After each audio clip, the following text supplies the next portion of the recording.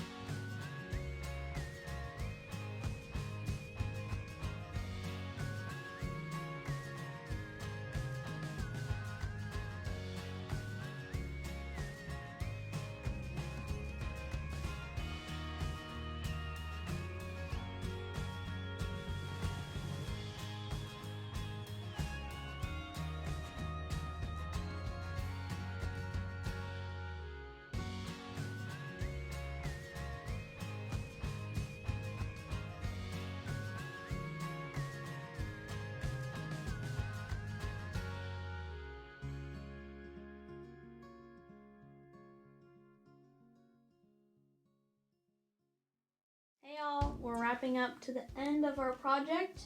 This is our finished accent wall. We're gonna do the final details tomorrow, and we're happy to share the finished product with you on our next video. Yeah, hope to see you then. Bye. See you guys.